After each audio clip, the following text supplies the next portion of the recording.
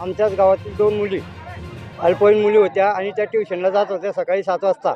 सकाळी 7 वाजता ट्युशनला जात असताना 10 वाजता आमच्या गावातील कॅमेरे चेक केले असता गावातील ग्रामपंचायत कॅमेऱ्यात असं आढळून आले की रोहन नरेंद्र चौधरी या मुलाने त्यांना गाडीवर बसवून भुसावळच्या रस्त्यानं आणलं आहे आणि थोड्या वेळात जळगाव जात असताना असं कळलं की त्या दोघी मुली विहिरीत आढळल्या.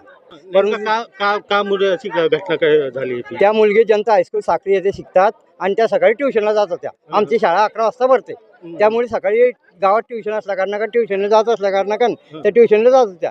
ट्युशनला जात असताना ही घटना घडली. सकाळी ट्युशनला जाण्यासाठी या मुली घरून निघाल्या अशी माहिती आहे. त्यानंतर गावातीलच एका मुलाने त्यांना विहिरीत ढकलल्याची माहिती मिळते. नेमकं कारण काय ढकलण्याचं त्यांचं? त्याचं आता नंतरच आता तपासात समजेल ते काय किती वर्षाचे होते? 9वी मध्ये शिकत होत्या मुली. आज सकाळी 2 मुली बेपत्ता झाले म्हणून भुसावळ तालुका पोलीस स्टेशनमध्ये माहिती प्राप्त झालं होते.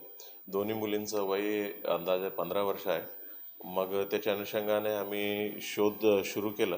मग त्या शोधामध्ये 2 बॉडी साक्री गावाच्या जवळच विहिरीत सापडलेलं आहे.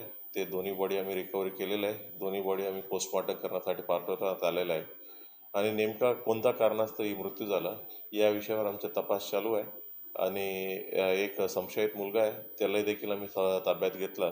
मग ही सर्व गोष्टी आम्ही तपास झाल्यानंतर एक्झॅक्ट रिझन आपल्याला सोबत शेअर करताय. घातपाताचा संशय व्यक्त केला जातो असं काही आहे या घटनेत? सर्व बाबतीत आमचा तपास चालू आहे.